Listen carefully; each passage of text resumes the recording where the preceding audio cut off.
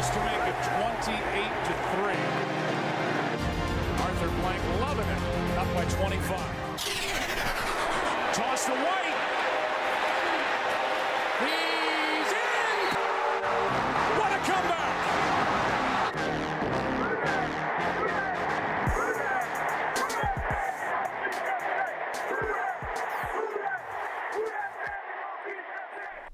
All right, welcome to another episode of the 28-3 podcast. Today we are going to talk about the Chargers, our predictions. We're going to get into it, and then we'll have a nice special lock of the week at the end. Corey's Lock of the Week. Corey's Lock of the Week, brought to you by Norton Leatherman in Louisville, Kentucky. There it is. That's right. Boom.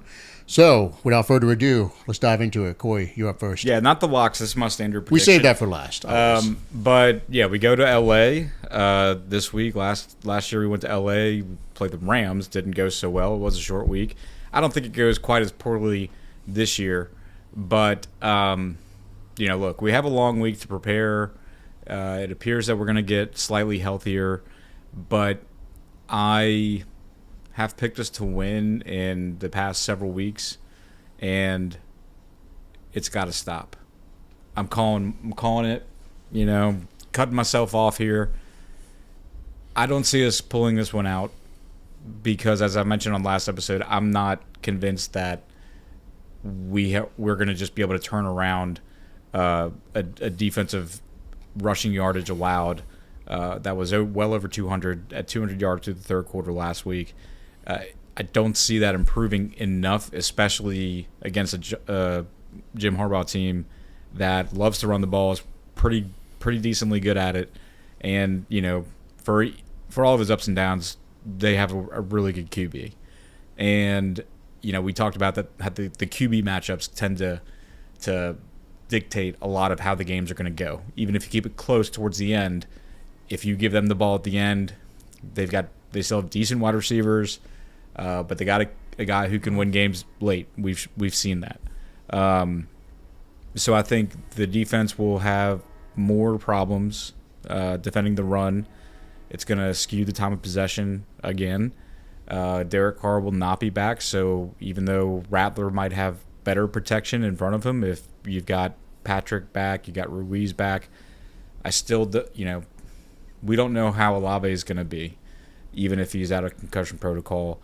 You don't have Shaheed, so you're still pretty much a mash unit, even if Taysom's back. So I'm going Chargers win, and I don't think it's going to be a blowout, but I think it's going to be something to the tune of 24 to, call it 19. Nope, not 19.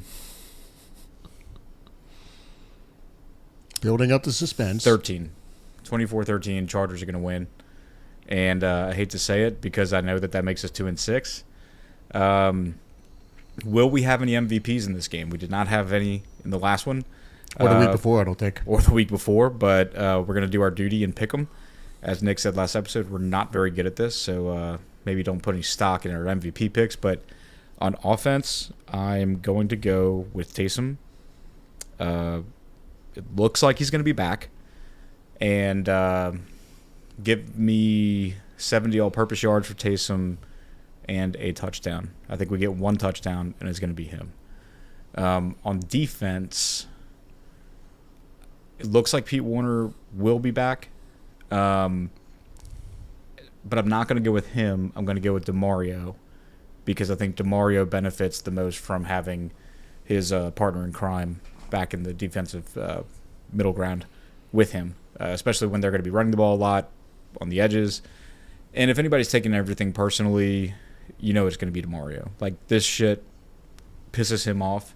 Look for him to rack up 10 tackles, possibly a sack, or at least one tackle for loss.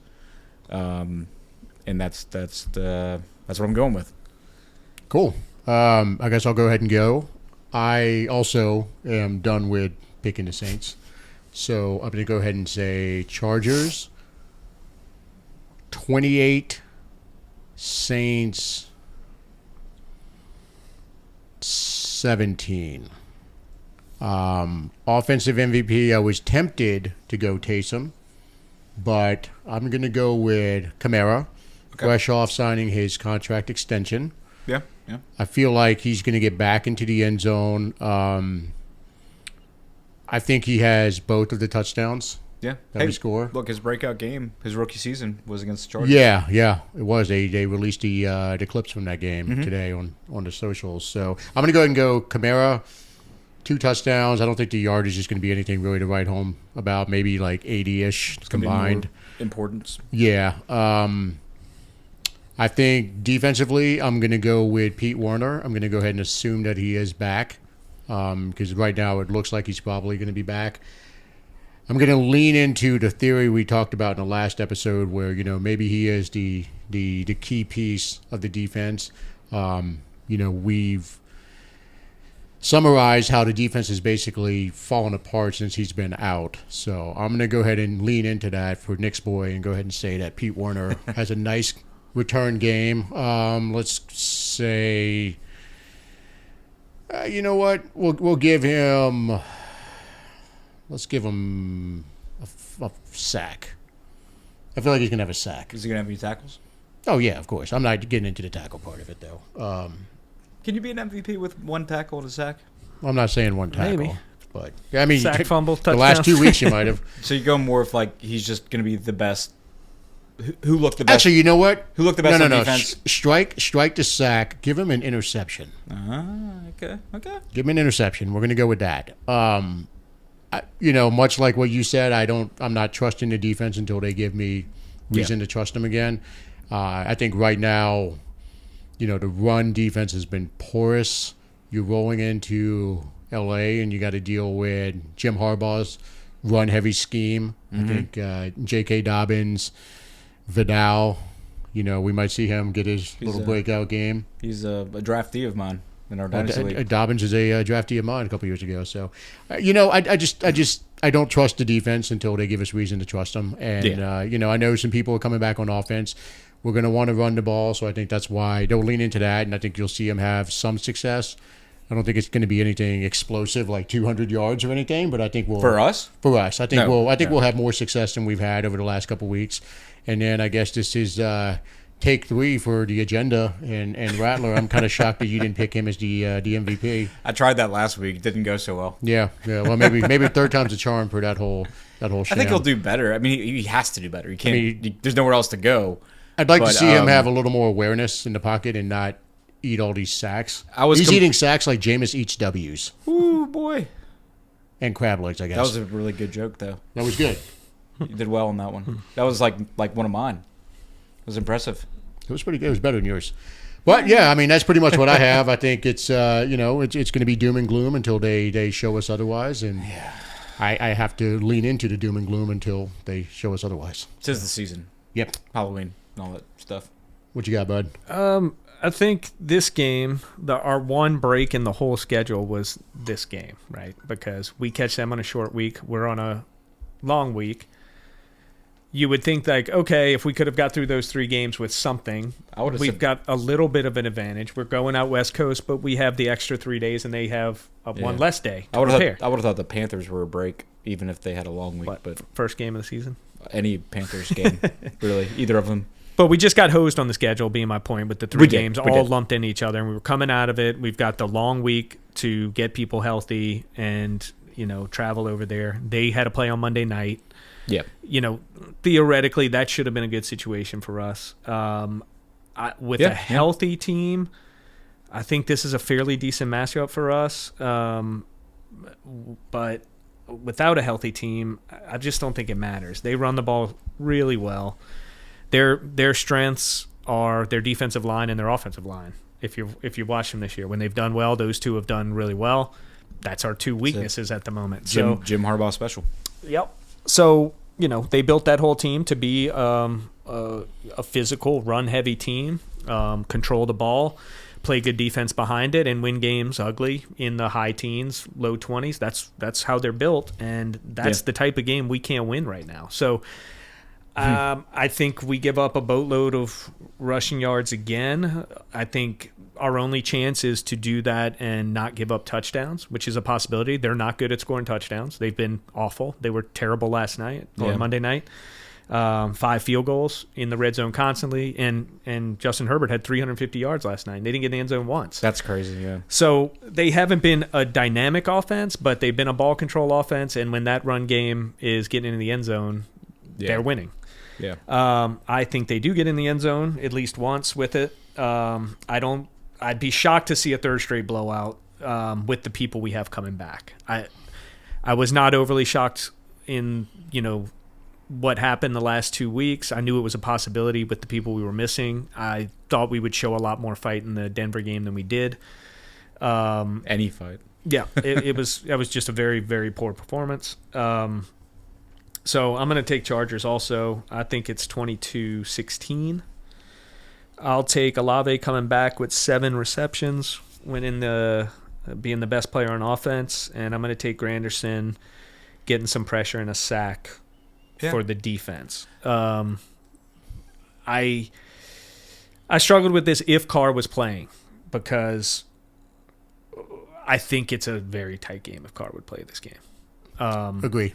I don't think it's going to be I think we're going to be in trouble with. I do think Rattler will play better with having these people back. I firmly believe he will look better than he has the previous 2 games.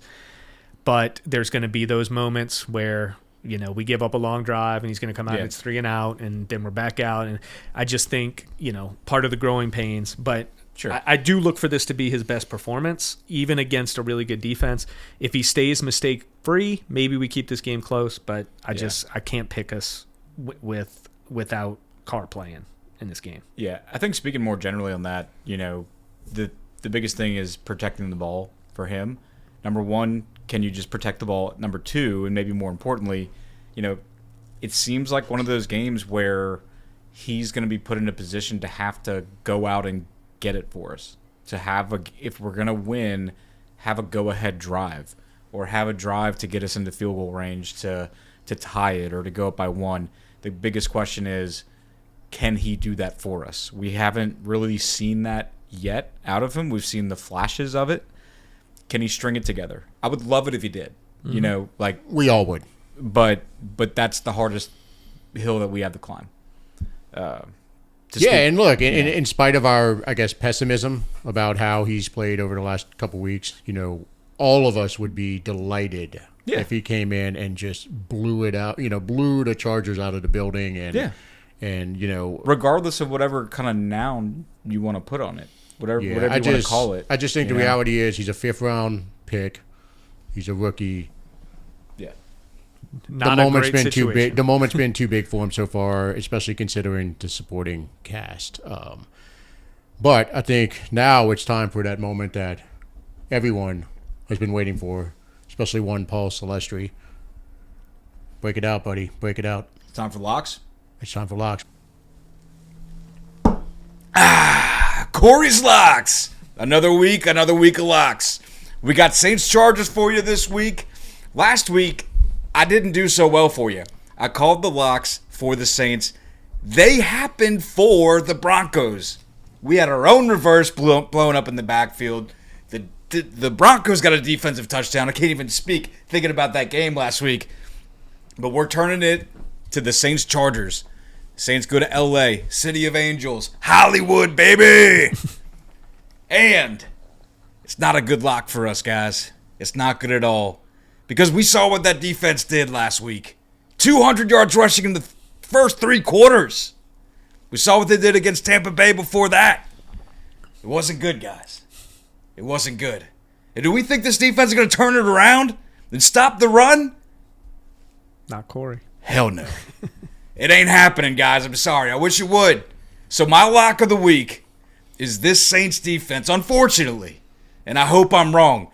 But it is locked in that they're allowing 150 yards rushing to these Los Angeles Chargers. I want to say San Diego, but they move around too much. They may have been in Vegas last year. I can't keep track.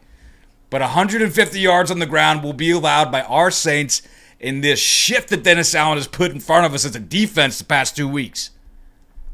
It's not looking good. 150 yards for the Chargers on the ground in the whole game. It might happen before the third quarter again, but that's my lock. And with that, we'll go ahead and wrap up this episode. Thank you for listening to another episode of the 28-3 podcast. Who dat? Who dat?